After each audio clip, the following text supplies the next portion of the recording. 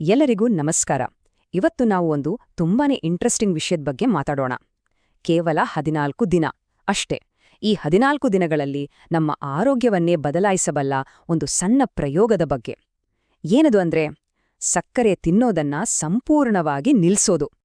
ಯೋಚನೆ ಮಾಡಿ, ಕೇವಲ 2 ವಾರದಲ್ಲಿ ನಮ್ಮ ಆರೋಗ್ಯದಲ್ಲಿ ಒಂದು ದೊಡ್ಡ ಬದಲಾವಣೆ ತರಲು ಸಾಧ್ಯವಾದ್ರೆ, ನಾವು ಈ ಚಾಲೆಂಜ್ ತಗೊಂಡ್ರೆ ನಮ್ಮ ದೇಹದೊಳಗೆ ನಿಜವಾಗಿ ಏನೆಲ್ಲ ಆಗುತ್ತೆ?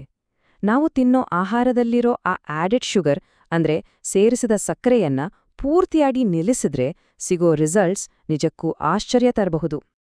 ಗ್ಯಾಸ್ಟ್ರೋ ಎಂಟರಾಲಜಿಸ್ಟ್ಗಳು ಅಂದ್ರೆ ಜೀರ್ಣಾಂಗ ತಜ್ಞರು ಹೇಳೋ ಪ್ರಕಾರ ಈ ಸಣ್ಣ ಪ್ರಯೋಗದಿಂದ ಕೆಲವೇ ದಿನಗಳಲ್ಲಿ ಅದ್ಭುತವಾದ ಬದಲಾವಣೆಗಳಾಗುತ್ತವಂತೆ.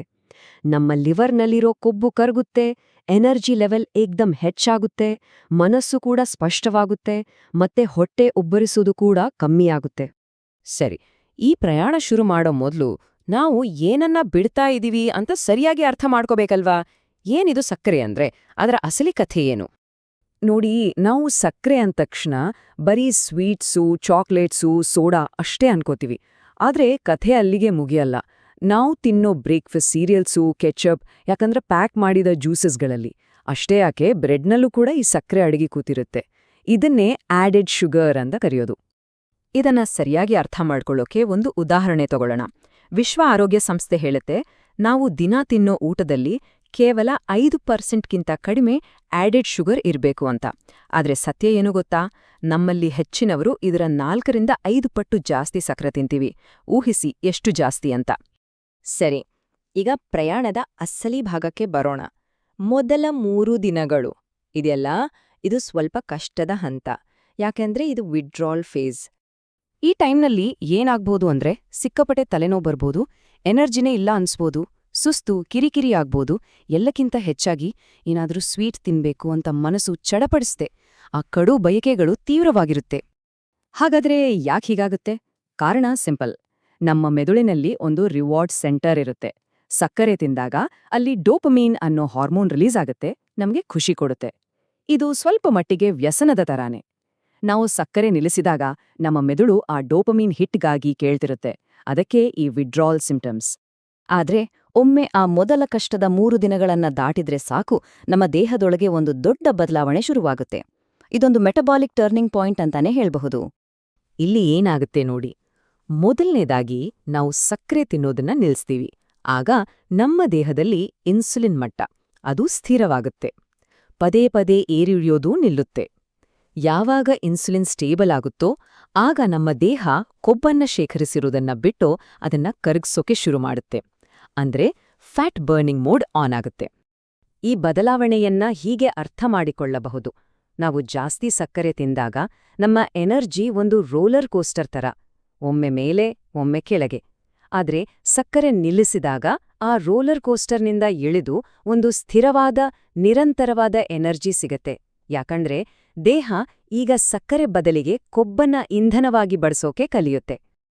ಈ ಮೆಟಬಾಲಿಕ್ ರೀಸೆಟ್ ಆದ್ಮೇಲೆ 2ನೇ ವಾರದಿಂದ ಒಂದಾದ ಮೇಲೊಂದ್ರಂತೆ ಒಳ್ಳೆ ಪರಿಣಾಮಗಳು ಕಾಣಿಸೋಕೆ ಶುರುವಾಗುತ್ತೆ. ಇದು ನಿಜಕ್ಕೂ ಒಂದು ಅದ್ಭುತವಾದ ಹಂತ. ಮೊದಲಿಗೆ ಕಾಣಿಸೋ ಬದಲಾವಣೆ ಅಂದ್ರೆ ಜೀರ್ಣಕ್ರಿಯೆಯಲ್ಲಿ. ಹೊಟ್ಟೆ ಉಬ್ರ, ಗ್ಯಾಸ್ ಸಮಸ್ಯೆಗಳು ಕಮ್ಮಿಯಾಗುತ್ತೆ. ಯಾಕಂದ್ರೆ ಸಕ್ಕರೆ ಮೇಲೆ ಬದುಕೋ ಕೆಟ್ಟ ಬ್ಯಾಕ್ಟೀರಿಯಾಗಳಿಗೆ ಆಹಾರ ಸಿಗಲ್ಲ. ಇದ್ರಿಂದ ನಮ್ಮ ಕರುಳಿನ ಆರೋಗ್ಯ ಅಂದ್ರೆ ಗಟ್ ಹೆಲ್ತ್ ತುಂಬಾನೇ ಸುಧಾರಿಸುತ್ತೆ. ಒಂಥರ ಹಗುರವಾದ ಫೀಲಿಂಗ್ ಬರುತ್ತೆ. ಇದು ತುಂಬಾನೇ ಮುಖ್ಯವಾದದ್ದು. ನಮ್ಮ ಲಿವರ್ ಅಂದ್ರೆ ಯಕೃತಿನ ಆರೋಗ್ಯ. ನಾವು ತಿನ್ನೋ ಆಡೆಡ್ ಶುಗರಲ್ಲಿರೋ ಫ್ರಕ್ಟೋಸ್ ನೇರವಾಗಿ ಲಿವರ್ನಲ್ಲಿ ಕೊಬ್ಬಾಗಿ ಶೇಖರವಾಗುತ್ತಾ. ಇದೇ ನಾನ್ ಆಲ್ಕೋಹಾಲಿಕ್ ಫ್ಯಾಟಿ ಲಿವರ್ ಕಾಯಿಲೆಗೆ ಮುಖ್ಯ ಕಾರಣ. ನಿಮಗೆ ಗೊತ್ತಾ, ಕೆಲವು ನಗರ ಪ್ರದೇಶಗಳಲ್ಲಿ ಪ್ರತಿ 10 ಜನರಲ್ಲಿ 4 ಜನರಿಗೆ ಈ ಸಮಸ್ಯೆ ಇದೆ. ಸಕ್ಕರೆ ನಿಲ್ಸೋದ್ರಿಂದ ಈ ಕೊಬ್ಬು ಕರ್ಗೋಕೆ ಶುರುವಾಗುತ್ತೆ. ಇನ್ನೊಂದು ದೊಡ್ಡ ಲಾಭ ಅಂದ್ರೆ ಉರಿಯೂತ ಅಂದ್ರೆ ಇನ್ಫ್ಲಮೇಷನ್ ಕಮ್ಮಿಯಾಗೋದು. ಈ ದೀರ್ಘಕಾಲದ ಉರಿಯೂತದಿಂದಾನೇ ಕೀಲು ನೋವು, ಚರ್ಮದ ಸಮಸ್ಯೆಗಳು ಬರೋದು. ಸಕ್ಕರೆ ನಿಲ್ಸಿದಾಗ ದೇಹದ ಇನ್ಫ್ಲಮೇಷನ್ ಲೆವೆಲ್ಸ್ ಕಮ್ಮಿಯಾಗಿ ಈ ಸಮಸ್ಯೆಗಳು ಕೂಡ ಕಡಿಮೆಯಾಗಬಹುದು. ಇಷ್ಟೇ ಅಲ್ಲ, ಇನ್ನೂ ಸಾಕಷ್ಟು ಬದಲಾವಣೆಗಳಾಗತ್ತೆ.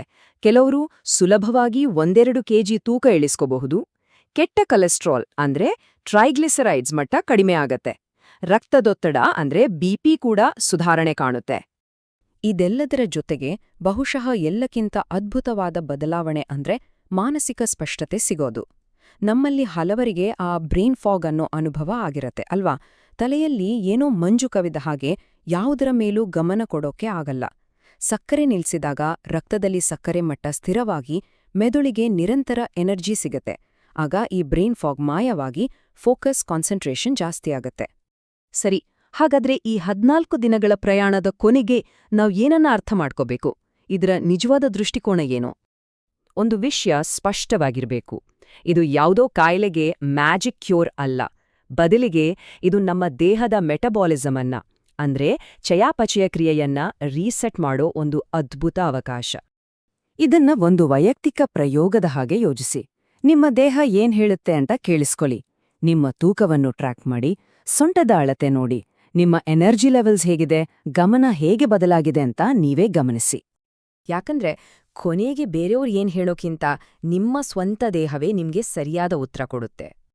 ಹಾಗಾದ್ರೆ ಯೋಚನೆ ಮಾಡಿ, ಕೇವಲ 14 ದಿನಗಳಲ್ಲಿ ನಿಮ್ಮ ದೇಹ ನಿಮ್ಗೆ ಏನೆಲ್ಲ ಹೇಳ್ಬಹುದು?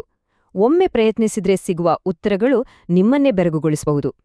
ಇವತ್ತಿನ ಈ ವಿವರಣೆ ಇಷ್ಟೇ.